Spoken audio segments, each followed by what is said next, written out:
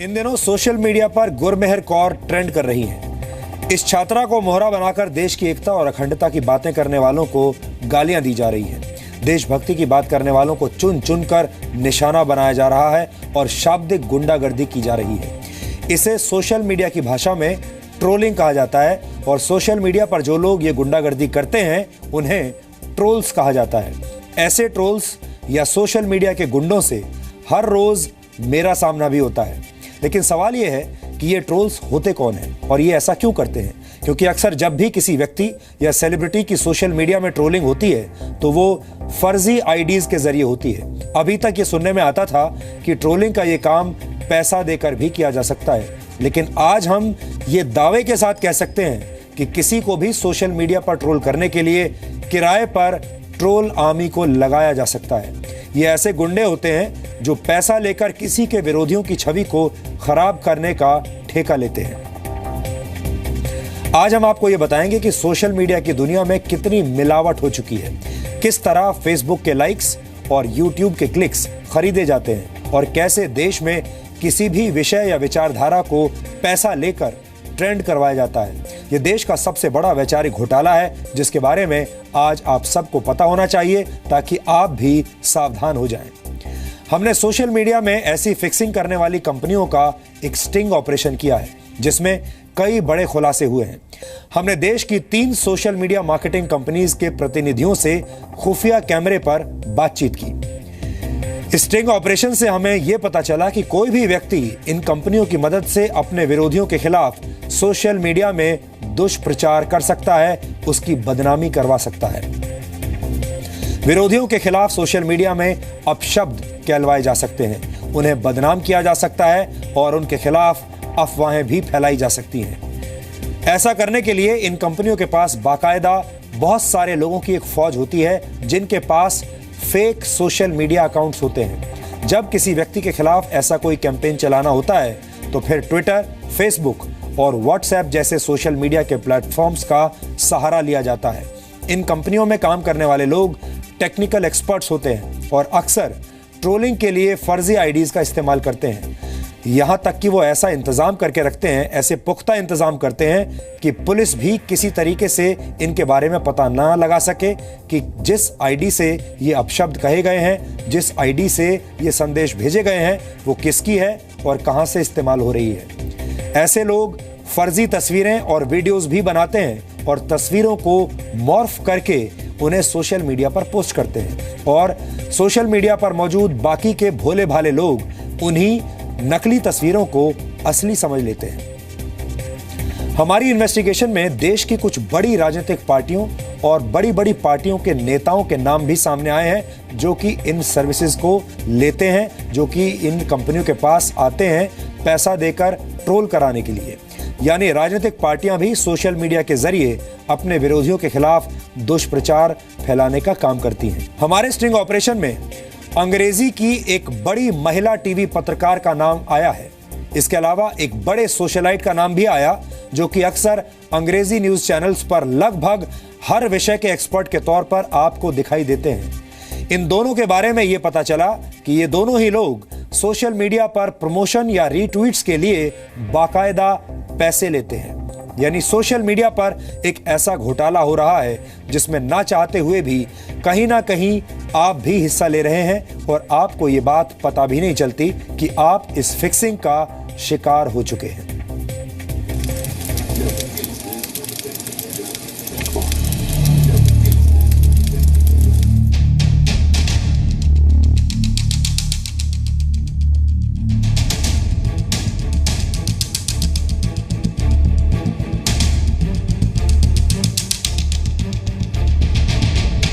Social media में एक शब्द आपने अक्सर सुना होगा जिसका नाम है ट्रोल।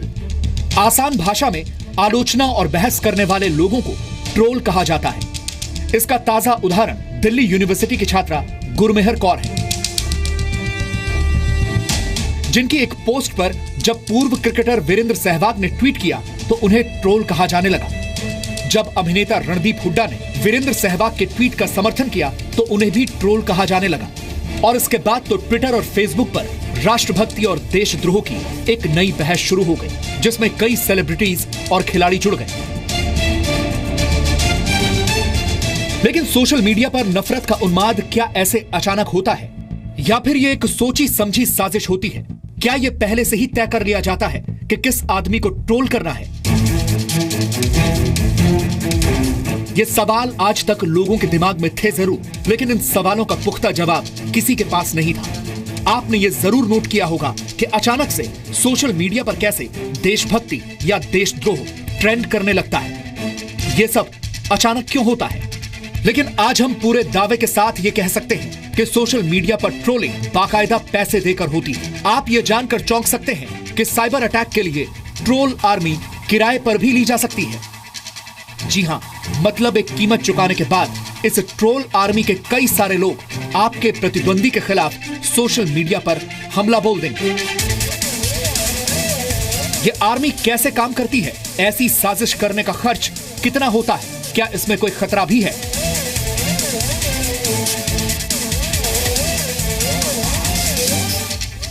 इन सभी सवालों का जवाब तलाशते हुए जी मीडिया की इन्वेस्टिगेटिव टीम की मुलाकात एक शख्स से हैदराबाद में हुई।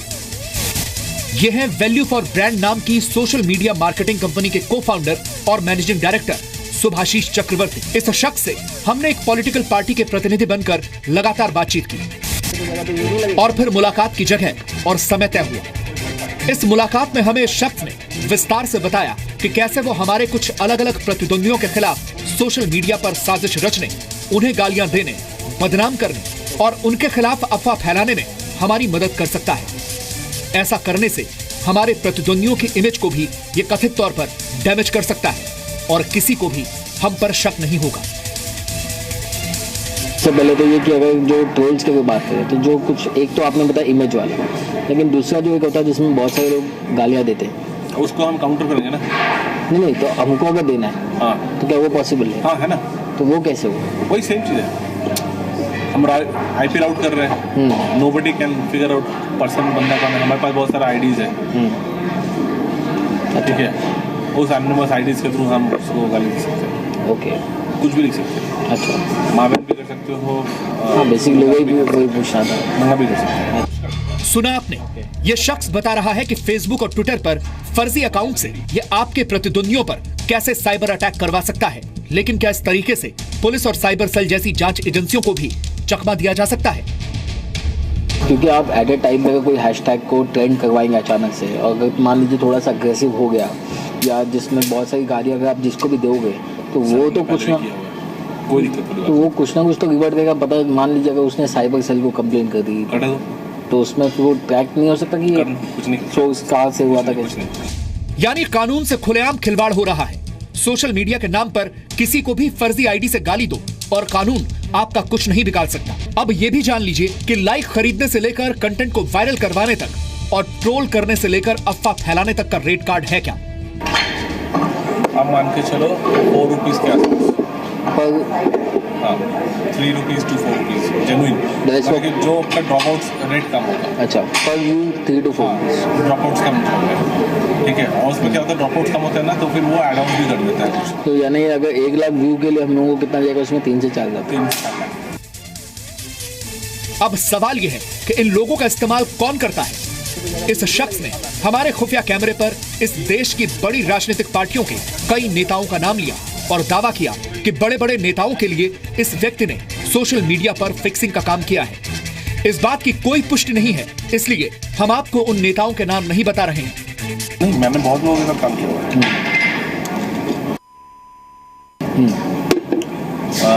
के लिए हमने थोड़ा बहुत कैंपेन किया था। कॉमनवेल्थ गेम्स पहले वाले। इस शख्स ने हमें देश की एक बड़ी महिला पत्रकार का नाम भी बताया और दावा किया कि जिन लोगों के सोशल मीडिया पर ज्यादा फॉलोअर्स होते हैं वो एक रीट्वीट करने के बदले पैसे लेते हैं। तो ये लोग क्या करते हैं? वही उनका क्या है, मतलब कि ये दो न्यूज़ को अगर ट्वीट कर दिया, रीट्वीट कर दिया, ले 5,000 लोग और आ गए। लेकिन वो एक ट्वीट करने का ये पैसे फेसबुक के शेयर की तरह लेते हैं। अच्छा, ये लोग भी पैसे लेते हैं? क्यों लेंगे फोकट में? इन्होंने अपना नाम ही बनाया, हाँ। इसीलिए। सुभाषिश चक्रवर्ती अकेले ऐसे शख्स नहीं हैं जिन्होंने हमारे खुफिया कैमरे के सामने ऐसे चौंकाने वाले खुलासे किए। अब आपको कुछ और ऐसे लोगों से मिलवाते हैं। हमारी टीम की अगली मुलाकात मुंबई में सोशल मीडिया मैनेजमेंट और मार्केटिंग की एक और बड़ी कंपनी क्रोनो के मैनेजिंग डायरेक्टर मनोज राठी से हुई। मनोज राठी ने हमारे कैमरे पर कुछ पुराने कड़वे अनुभवों की वजह से दुष्प्रचार करने की साजिश में सहयोग करने से मना कर दिया, लेकिन हम मनोज से फिक्सिंग का खेल समझना चाहते थे, इसलिए हमने खुफिया कैमरे पर मनोज से बातचीत जारी रखी।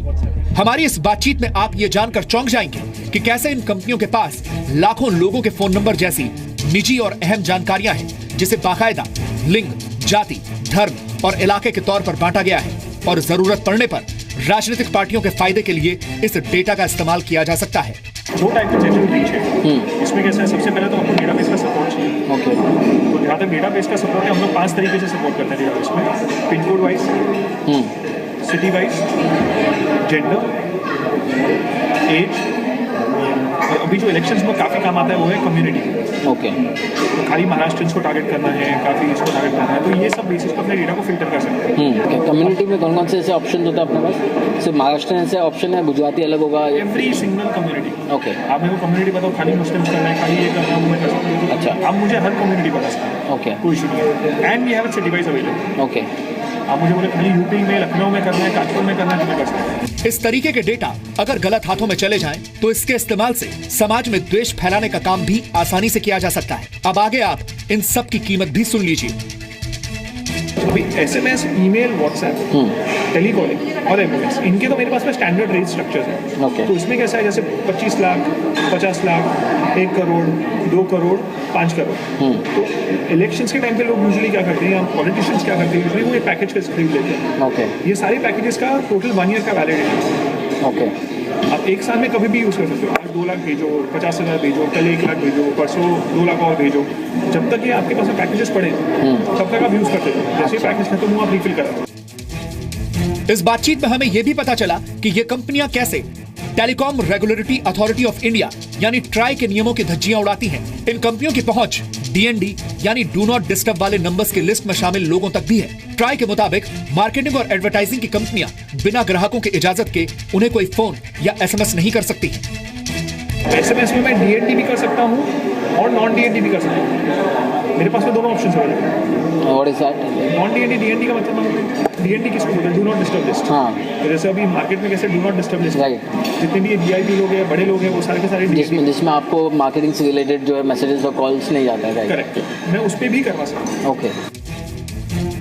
अब तक हमारी इन्वेस्टिगेटिव टीम सोशल मीडिया के बारे में बहुत जानकारियां जुटा चुकी थी, लेकिन अब हमारे खुफिया कैमरे में फंसे अगले शख्स की जुबानी ये सुनिए कि आपका डेटा आखिर इन एजेंसियों तक पहुंचता कैसे है। ये हैं शंकर नायडू, जो मुंबई में शक्ति इन्फो मीडिया नाम की कंपनी के कर्मचारी हैं। तो फेक न्यूज़ मतलब कैसे?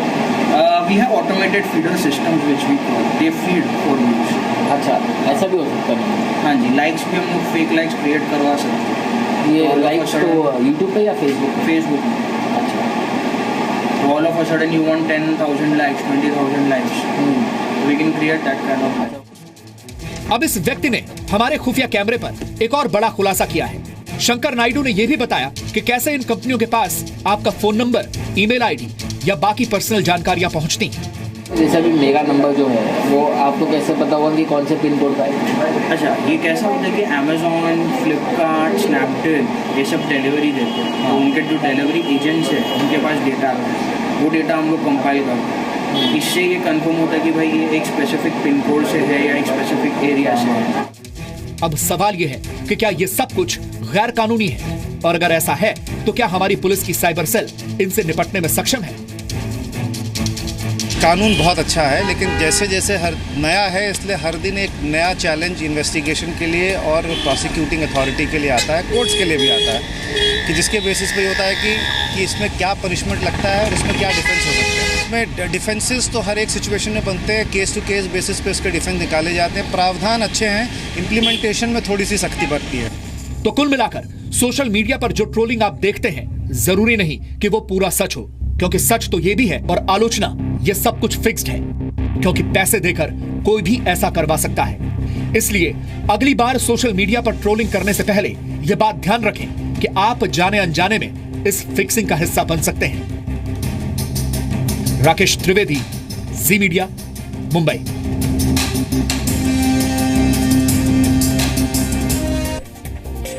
स्टिंग ऑपरेशन में एक बड़े कॉरपोरेट घराने और एक बड़े बिल्डर का नाम भी सामने आया है। एक बड़े वकील का नाम सामने आया जो कि एक बड़ी राजनीतिक पार्टी का प्रवक्ता है, और उसी राजनीतिक पार्टी के एक और बड़े नेता का नाम भी स्टिंग ऑपरेशन में लिया गया। हमने जिन लोगों का स्टिंग ऑपरेशन किया उन्होंने ये बताया कि इन बड़े बड़े लोगों ने पैसा देकर किराए पर उनकी ट्रोल आर्मीज ली हैं ताकि ये लोग सोशल मीडिया पर अपना एजेंडा चला सकें।